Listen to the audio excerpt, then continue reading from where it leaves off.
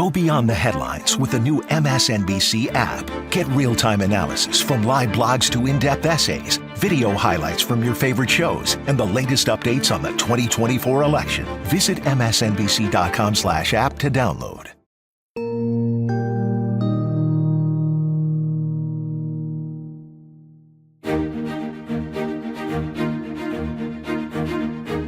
Hello, welcome to How to Win 2024. We are taping this. It's Wednesday, July 3rd. I'm Jennifer Palmieri, and I'm here with my co-host, Claire McCaskill. Oh my God, Claire. Yeah, what a week. Listen, I want to remind everybody what the name of this podcast is. It's called How to Win 2024. Right. And, you know, if you're coming here to listen to people just talk about how important it is for Joe Biden to remain the candidate and win, you need to think for a minute, because what we've got to talk about is how important it is for Donald Trump to lose. Right. And we've got to be honest about where we are, because we're not the Republican Party. Yeah, we don't follow.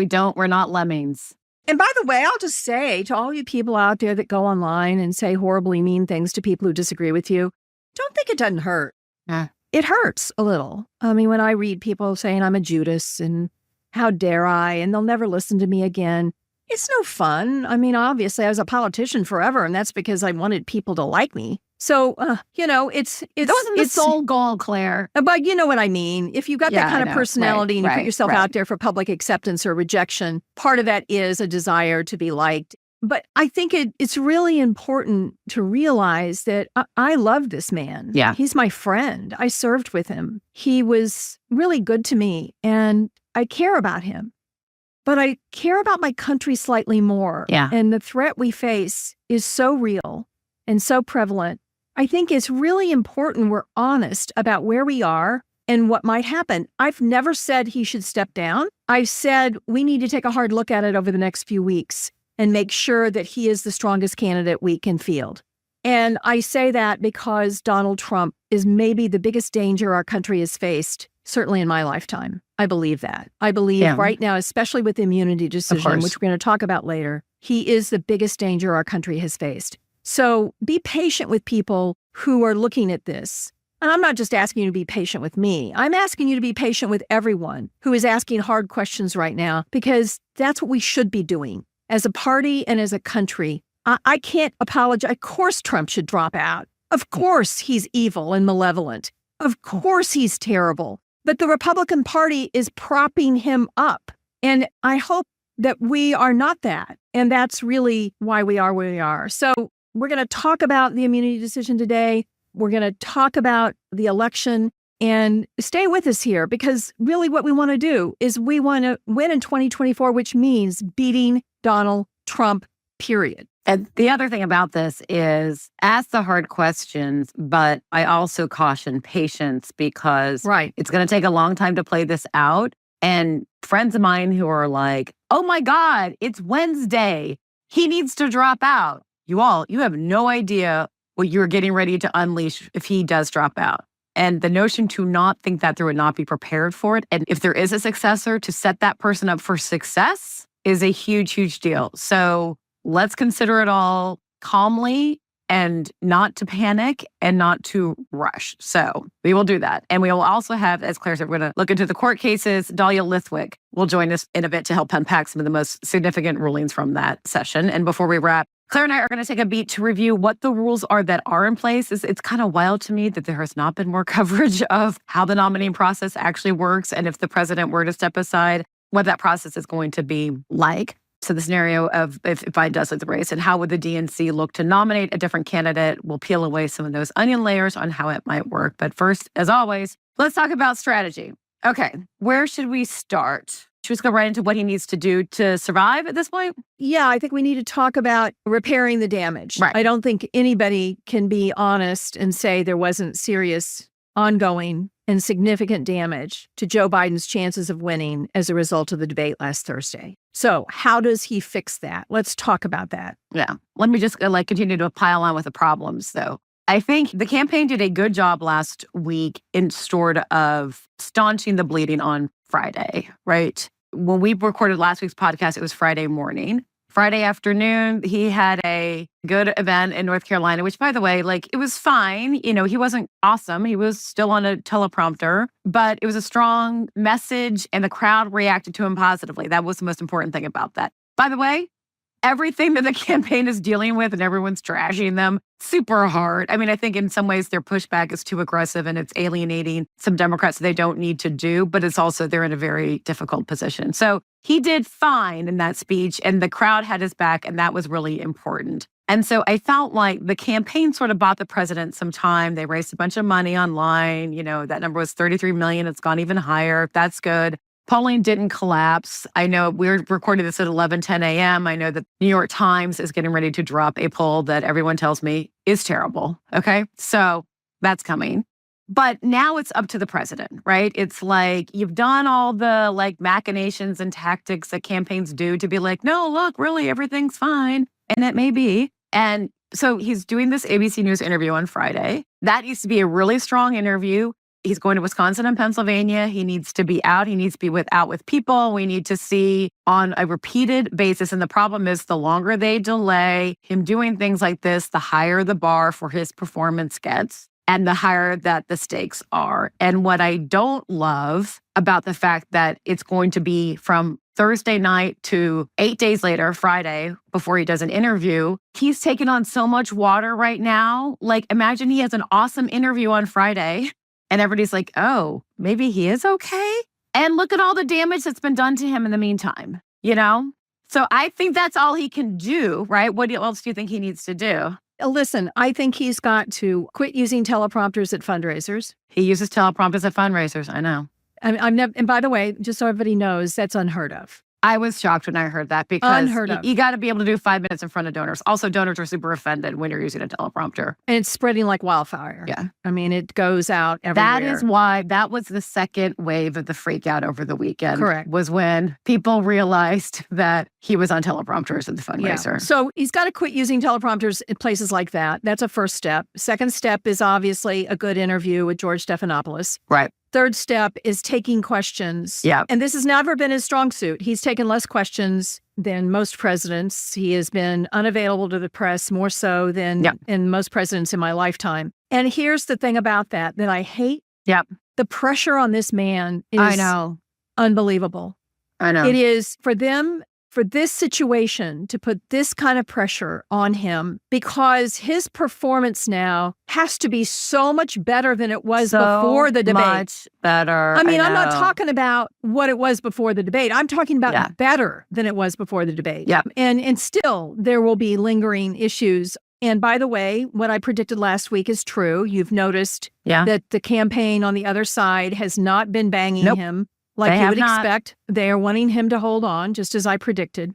The other thing I want to point out here, if I were in the room, I think it's time for the staff to do a gut check. This is a staff that typically is not leaked. It is leaking like a sieve now.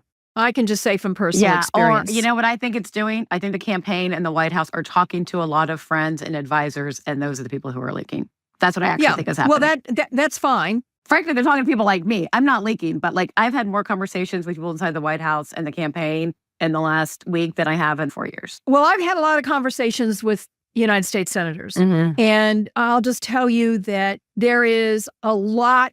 They want to decry bedwetting. Well, it's freaking Niagara Falls in the White House. Yeah. I mean, it is really beyond hand-wringing. I mean, I think they've wrung their hands off. And that is not helpful. And the other thing is, because Joe Biden, I think, has been shaken by this, which anybody would. That's the thing. It is so painful. Yeah. He's been shaken by this. So how are they fixing that? They're putting him close to someone who makes him feel better. And who makes him feel better?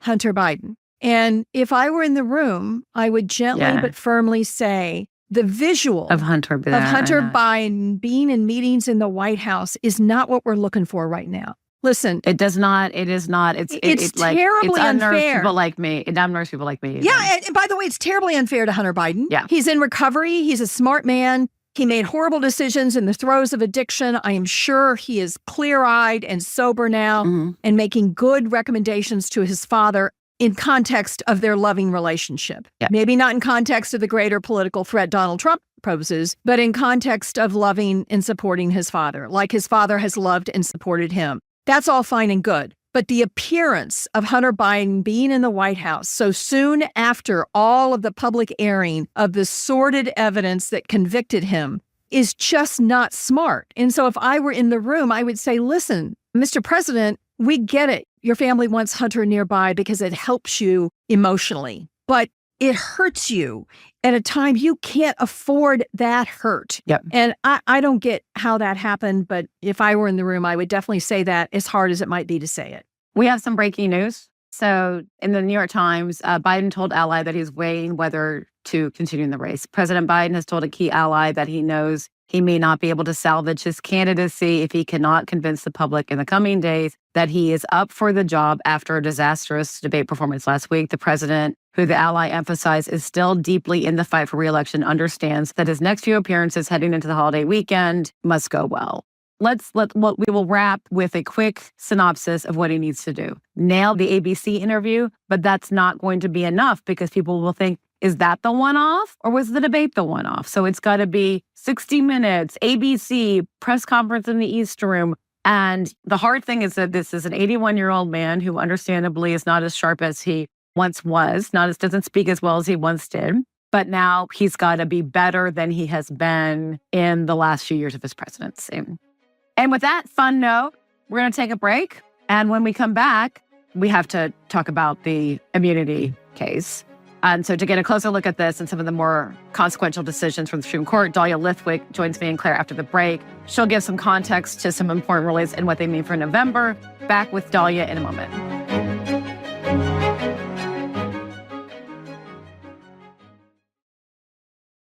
Saturday, September 7th, it's MSNBC Live Democracy 2024, our premier live audience event with your favorite MSNBC hosts. Visit msnbc.com/democracy2024 to buy your tickets. A U.S. senator destroyed by blackmail.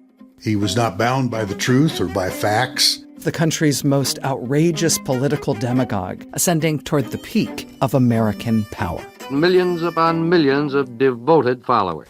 This is a story of heroes willing to face down tyranny and the risk to the country if they fail. Rachel Maddow presents Ultra, Season 2 of the chart-topping original podcast. Listen now.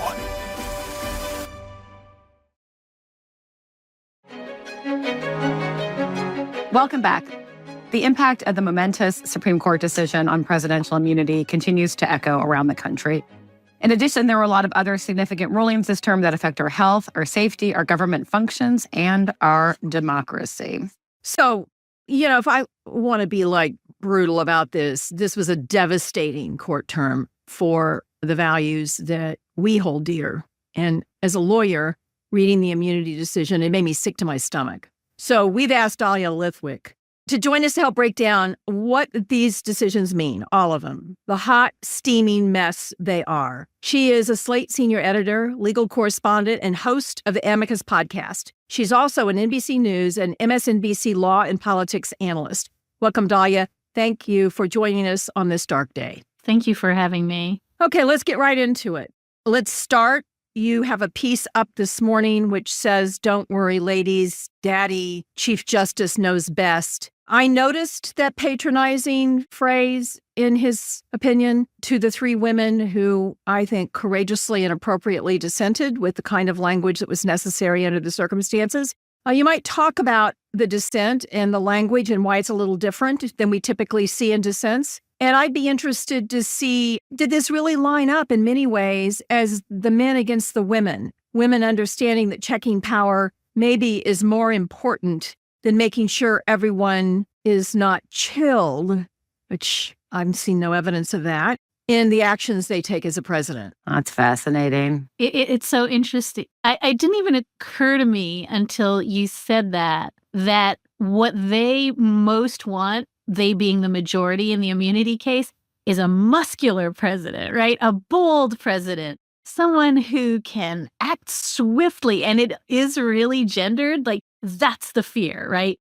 God forbid there be a check on all that bold-ided masculinity. And so it's interesting that that's the thing that they see as the catastrophe. And you're so right. What the dissenting justices see as the catastrophe is unchecked, muscular, bold, aggressive power. And right then and there, it's so split. And I would just note, by the way, the piece starts because we saw this in Justice Alito, you may remember, all the way back to last week in the EMTALA decision, the other abortion decision, where Justice Alito accuses all three women and Justice Barrett of finding the case too, quote, emotional to go forward. Like, he's like, you chicken. Those assholes. I mean, what assholes? And I was just like, wait, doesn't Martha Ann Alito like just tap him on the shoulder and say, don't call women emotional? But yes, I think your larger point is, and this is so important, once you get a sort of a 6-3 supermajority with all of the people on the liberal side, women,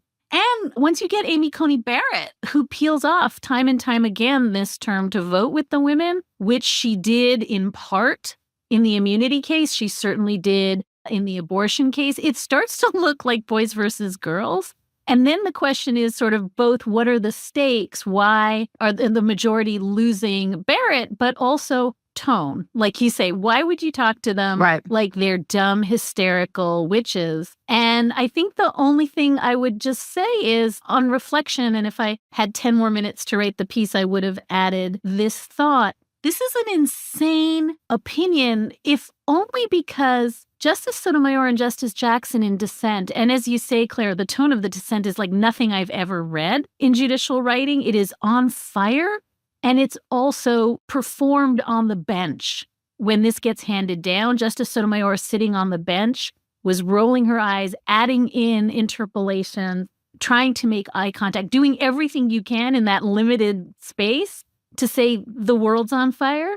And the thing that is so fascinating to me is that what Sotomayor is doing is saying, I saw what I saw on Jan 6, and I read Project 2025, all 900 pages of it. I know what has happened, and I know what is coming. And for you, the Chief Justice, to write this utterly abstracted separation of powers, theoretical, turn originalism on its head, turn humility on its head, confer all these imperial powers on the president without connecting those two stories of the world we actually live in is insane. That's what that dissent does. And I think that her point feels to me gendered insofar as we saw this with the Dobbs overturn. We saw this with the mifepristone case. It seems like every time women say, hey, they're coming for IVF, they're coming for contraception, they're coming for abortion nationally and not state by state, we're told that we're hysterical and to sit down. Yeah. I mean, it's up for a whole other podcast, but none of this, the fact that we end up with like very old white men at the top of the ticket, the fact that we're having these battles over women's fundamental rights, it's not by accident, right? This is like, for those who can't see, Dahlia is very vigorously shaking her head.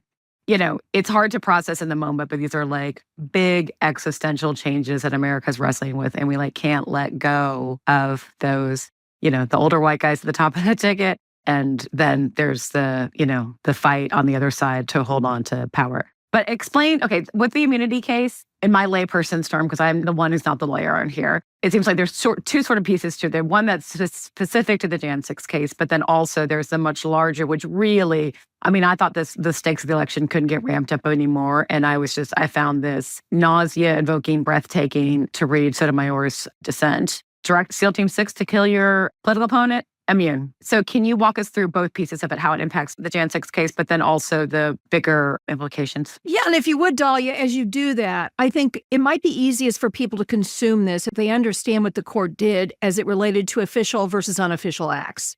And the theory that they're positing without any concrete examples as to what the differences are and the way they built the wall, which is where Amy Coney Barrett peeled off, the way they built the law evidentiary-wise between what a president does in an official capacity, whether any of that can be used as evidence of crimes he might commit in an unofficial capacity.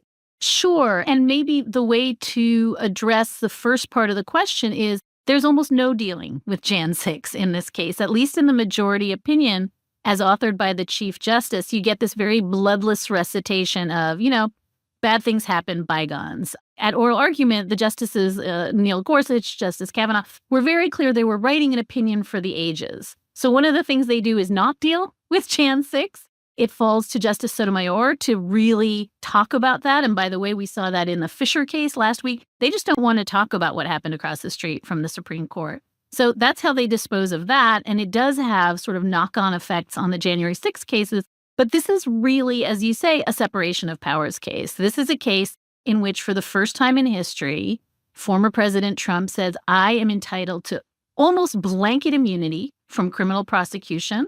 And the court says, yes. They create some superstructure for how to think of that. As Claire says, they carve out the difference between official acts and unofficial acts. There's a whole kind of ponderous section on what are core functions of the president as opposed to the outer perimeter functions of the president. They've essentially created a roadmap where, as long as the president can plausibly say that any action he took is an official action, he gets to do it. He's immune from prosecution. And that's where you get SEAL Team 6. And that's where you can take a bribe in exchange for a pardon. That's where you get things like anything you say to your attorney general, anything you say, including, I want you to go ahead and start a war crimes tribunal against Liz Cheney. That's all immunized, right? So sit with just that for a second. And to answer your question, Claire, I think that that's exactly right. That the court sort of makes this very artificial distinction between what is an official act and what is an unofficial act. It's incredibly murky. I read this, and an awful lot of criminal lawyers read this as, if you can plausibly claim that anything is an official act, including firing your attorney general and bringing on Jeff Clark and having him try to set aside election results, or tell Mike Pence, I am pressuring you now to certify fake electors. That's all official acts. So you're right that there's a carve out, and there is a huge evidentiary question about, because it's clear from the majority opinion, you can't even use as evidence official acts when you're going after unofficial acts. And that's where he loses Barrett, but it's still 5-4. And so I think, we're going to be left to pick through, and he sends this back to Judge Chutkan at the district court in D.C. to parse it all out with these sort of breadcrumbs of, best of luck to you. Here's our best guess about the line between official and unofficial and how it can be used.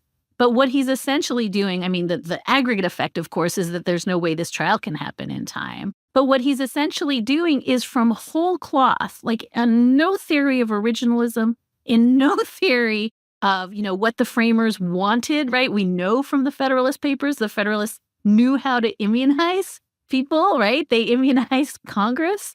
They don't immunize the president. And still, now we have a theory of immunity. And as Claire says, and this is the single most important thing, we can certainly do the decision tree, right? Picking our way through official act, unofficial act, perimeter, can be used as evidence. All of that can happen. It almost doesn't matter.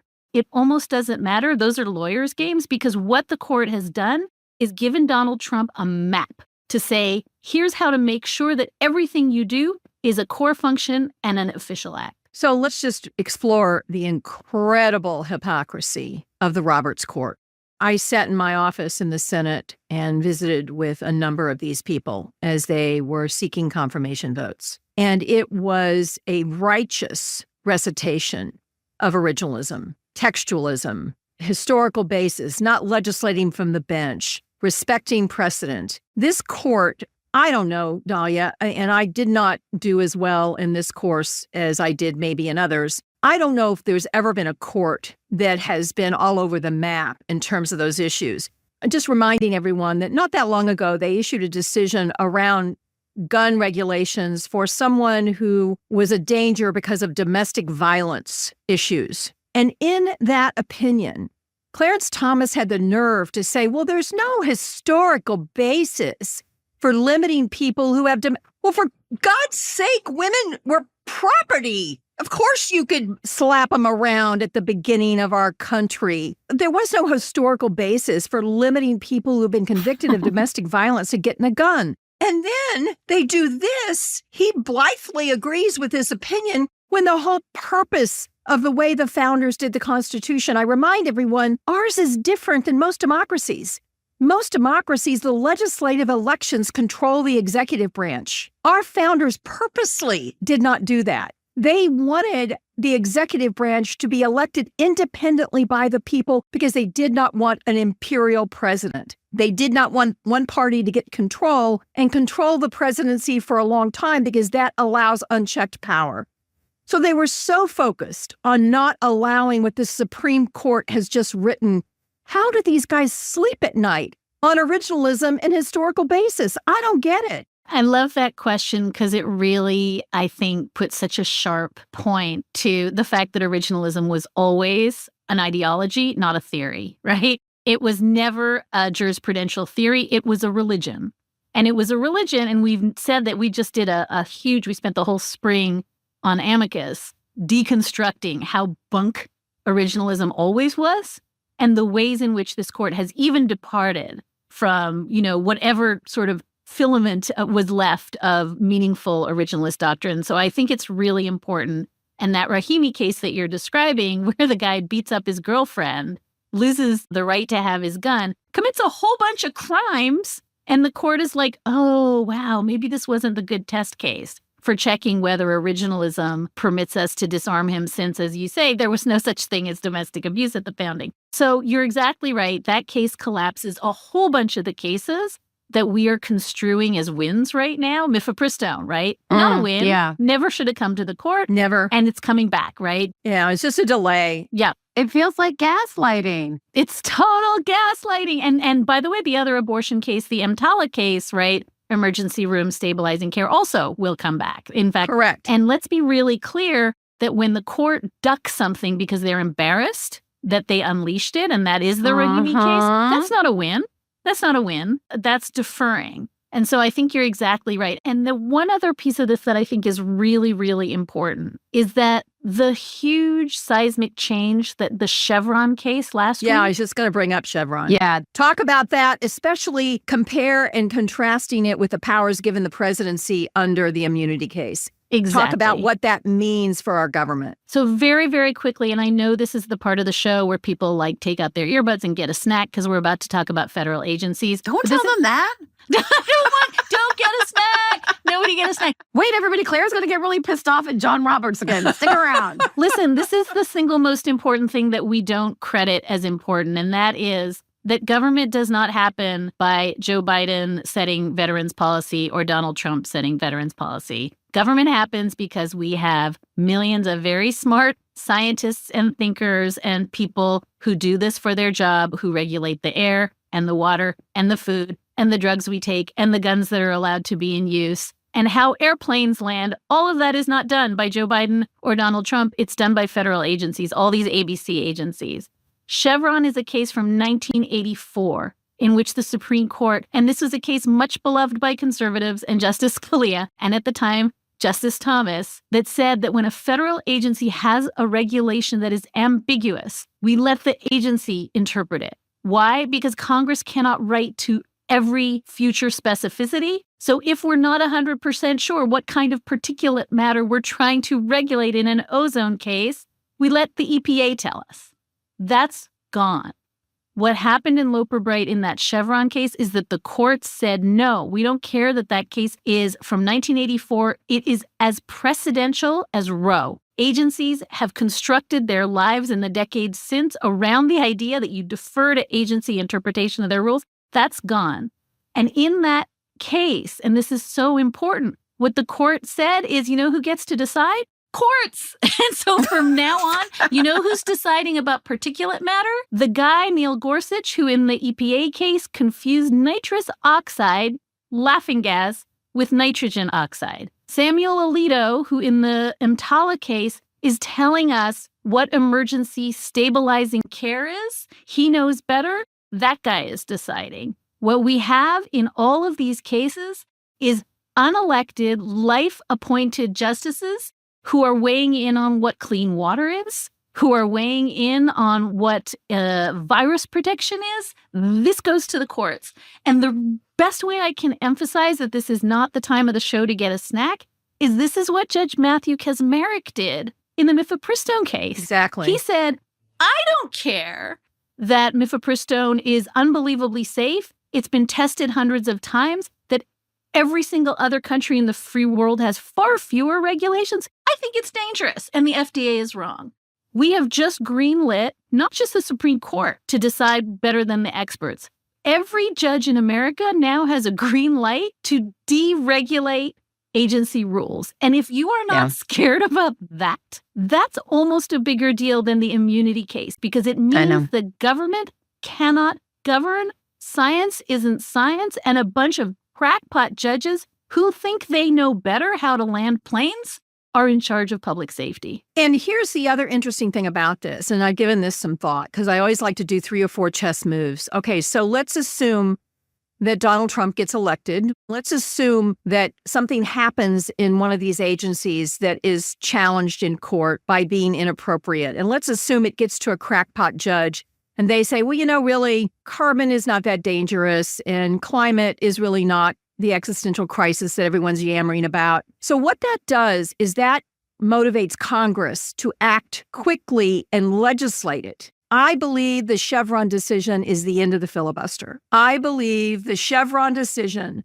will require the Senate to abandon a bipartisan majority for laws that last. And we are now in the era of whoever controls Congress decides a whole lot of stuff besides the stuff that they've been deciding, because clearly the Congress is not efficient right now. To counter this, in terms of saving our country, Congress is going to have to be more nimble, which I believe means that the filibuster will be gone for sure. And I don't know that that's a great thing. I don't think it's a terrible thing. But the irony is we've got a lot of unintended consequences that these judges who, frankly, are so isolated and so insulated and are so much on an ideological bent, I don't think they're thinking it through what it's really going to mean. And by the way, this means all of you that didn't get a snack, that means you double down on every congressional race you care about. You double down on what you're doing for your candidates, for the Senate and for the House of Representatives. We must not let the Republican Party control all of government. It is absolutely essential in light of the Chevron decision. And maybe I would add one thing. This is almost the most important way to tie together the immunity decision and the Chevron decision, which you asked me to do, and I utterly failed to do earlier. I think the really important thing is trying to square in your head, what does it mean when the Supreme Court at the same moment grants imperial powers to the president himself and completely circumscribes agency powers, right? And how do you square that? And the 2 really important things I want to say, because I think it's not hard to square it. One, because this is a deregulatory juggernaut, right? This is Project 2025 again. We want to, right, in the words of Grover Norquist, shrink government down to the size that you could drown it in a bathtub. That is not inconsistent with giving Donald Trump imperial power, right? That is what Donald Trump himself did when he put up a bunch of agency heads who didn't believe in the mission of the agency, right? Betsy DeVos in charge of education. So all this is doing is giving the Donald Trump who didn't succeed in a massive deregulatory project when he was president the power to do it now. The other thing that is so essential, and this is the kind of sort of horrible, moldy cherry on top, is both of these cases can be squared because they're both the court arrogating the power to be the decider. This is the court giving itself the power to decide the scope of presidential immunity from criminal prosecution, and it's the court giving itself the power to tell agencies what their regulations mean. So if you want to kind of put all these bits and pieces that are quite confusing and technical into one neat little basket, it's the basket of the imperial monarchic court that gives itself the authority to decide everything every day, and in this particular case, gave itself the power to create an imperial monarchic president while having a deregulatory agenda at the same time. Unbelievable. I never thought that these words would come out of my mouth, but this Roberts term may be the beginning, when we look back in history, where the movement really caught fire to expand the court. Yeah. Pretty scary stuff. You're the best. You're so good at this. Isn't she good? Dahlia, nobody sees it in 360 degrees the way you do. The impact on culture, society, the long arc of what actually is happening, all the ways it is going to have impact. It's really, really appreciate it. So great.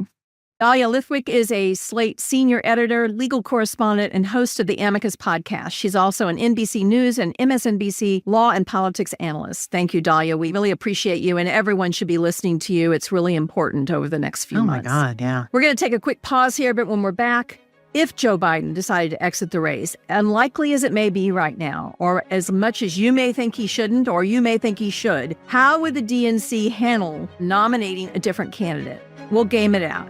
Back in a moment.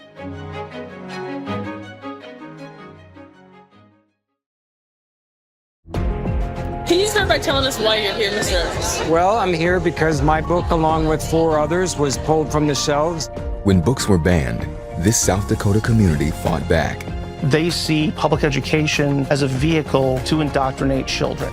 MSNBC Films presents To Be Destroyed, part of the Turning Point documentary series from executive producer Trevor Noah.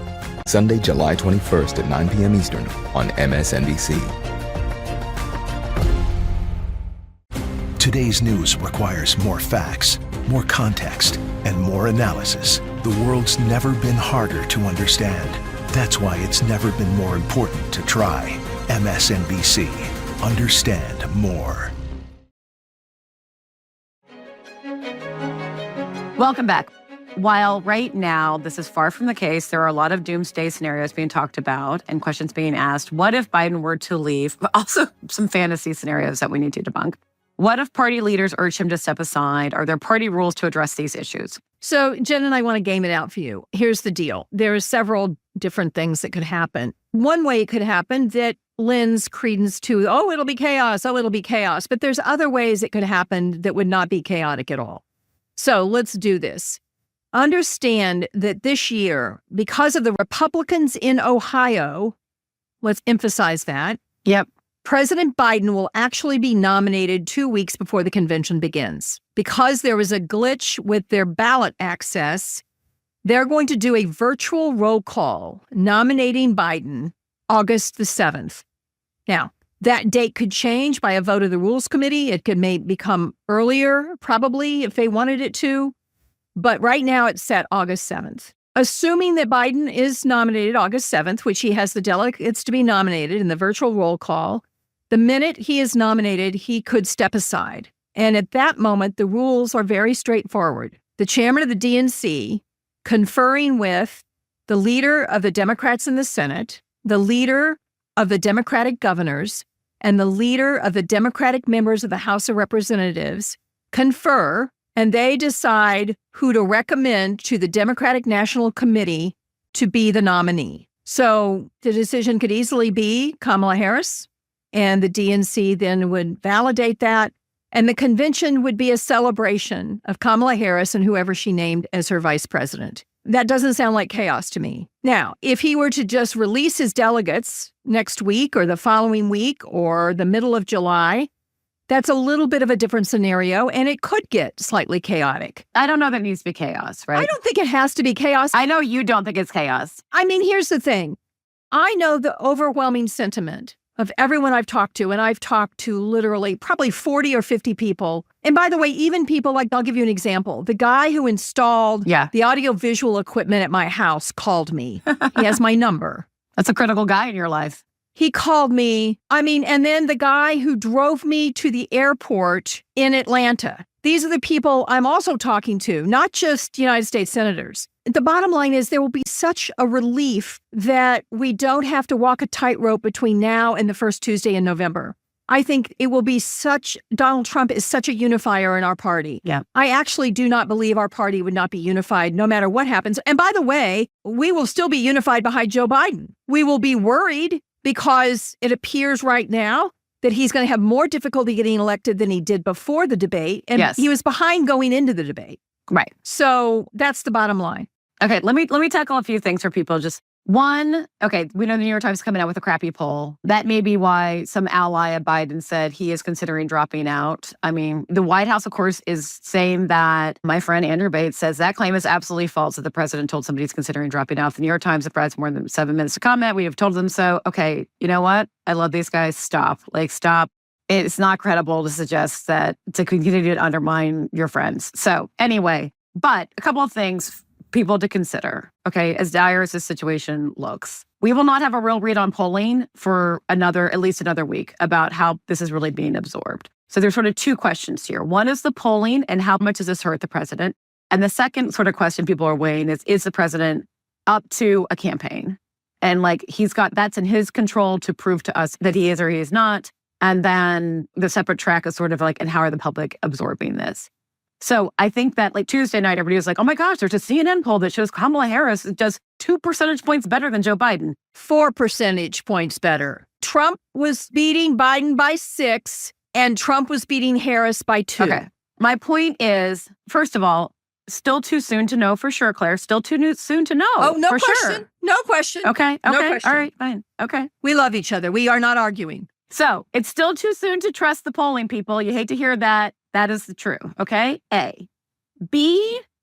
Testing candidates, would-be candidates, hypothetical candidates in a poll is bullshit. Okay. Like, we have no idea how the public will react to any of these possible would-bes that seem to be doing well in these polls. Okay. So it doesn't mean we should hold on to President Biden, but it does mean that you don't know what we are walking into. Okay. So like, be clear-eyed about that. The other thing people need to think about, and this gets to the process, is there's a $2 billion campaign that has been built for Joe Biden. Okay. There are tens of millions of dollars that have been spent polling, developing messaging, and ads for Joe Biden. Yes, Kamala Harris is part of that ticket. And if it is her, if he steps aside and she takes his place, you can weave her storyline into that, sort of, but she'll go with a different coalition. She'll go after different voters than he had. It will be a different argument. And you have to completely revamp a $2 billion campaign. This is not a small deal. You cannot flip a switch and say, okay, great, just turn the mechanics over to somebody else. And this is where the process is important. Because the question is, what sets that person, the successor, if there is one, up to succeed? Is it 5 people, Jeffries, Schumer, Tim Walz, the governor of Minnesota, Jamie Harrison, and I think Tim Walz has 2 roles here because I think the 5th voice is the chair of the Rules Committee, and Tim Walz is both the head of the Democratic Governors Association and the head of the Rules Committee, so I don't know how that works. Is it better that the decision can be made by a small group without a lot of public viewing and input, and you avoid infighting, and you go to Chicago or, with your new ticket, or you announce your new ticket after Chicago, whatever?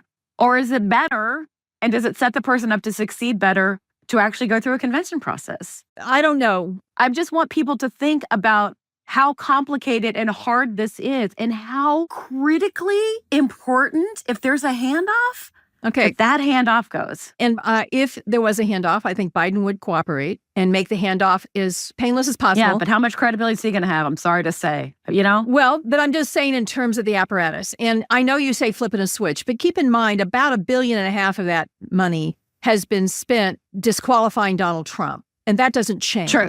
That is true. Message You're right. and that motivation remains the same. So the bottom line is that, will all the people who are working for Biden want to work for Kamala Harris or whoever the nominee might be? Of course they will. I just don't know that it is as complicated as it might be in another situation, and then you look at where Biden has been struggling. Right, because everyone is united.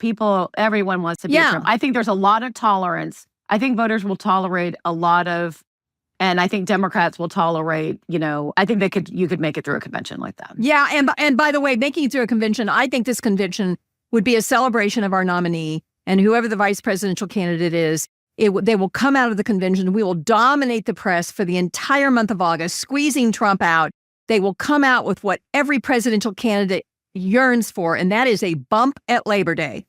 A bump at Labor Day where you're going to come ahead in the polls, and I make a prediction if the nominee is not Joe Biden, I make a bold prediction that they come out of the convention ahead of Donald Trump and never are behind again and win this election. So I could be wrong, and maybe it's Joe Biden, and then I will make sure every member of my family, everyone I know, vote for Joe Biden. Sure. But I just think it will be more unifying than chaotic, in my opinion. if it happens. And I don't know that it and will. legitimacy. I mean, I haven't really processed that. I hadn't really processed until now. I mean, until like last couple of days, just like how important the like setting that person up for success, making that person look like a winner, right, and not, there's this thing called the glass cliff, right, where a woman inherits a bad situation. Yeah, doesn't usually end well. We've got great questions the last few days and tried to incorporate our answers in what we're presenting to you. So, for example, Marco in Jupiter, Florida had a great question about, like, explain what the convention's going to be like. Are we walking into, the same kind of disaster that they had in 1968? Like, I don't think that's like what this is going to be. Yeah, there's a lot of good questions. Listen, we are thrilled that you guys are asking questions. Today, as you might imagine, we just went long because there's a lot happening. There's like earthquakes and then follow-up earthquakes and then tsunamis. And so we're busy with crisis management here. And so we didn't have a chance to get to them all. But Jameson, we got from Patty, Marie. Jameson in Lake County, Montana. I know that. Yeah, and Ram in Kansas. I wanted to get to you. Question from Kansas because I was raised to not like Kansas. Claire. I know, I can't help it. That's the way I was raised. I was raised in Columbia, Missouri. People to like you. I know, except from Kansas. We did get some great listener questions and comments this week from lots of people from all over the country. We're thrilled about that. We'll get to more in the coming weeks, but keep letting us hear from you. It's important to us. Yeah. We'll be back next week. I've got to confess, I'm taking a vacation. And when I get back, Jen, I want all this fixed. Okay? Okay. All right. Mark McKinnon is joining us next week to help us figure it all out. So that will be fun. Yeah. Thanks so much for listening. As we say, if you have a question for us, please do send it to howtowinquestions@nbcuni.com, or you can leave us a voicemail at 646-974-4194, and we might answer it on the pod. And remember to subscribe to MSNBC's How to Win newsletter to get weekly insights on this year's key races sent straight to your inbox. Visit the link in our show notes to sign up. This show is produced by Vicky Vergolina. Jamaris Perez is our associate producer. Katherine Anderson is our audio engineer. Our head of audio production is Bryson Barnes. Aisha Turner is the executive producer for MSNBC Audio, and Rebecca Cutler is the senior vice president for content strategy at MSNBC. Search for How to Win 2024 wherever you get your podcasts and follow the series.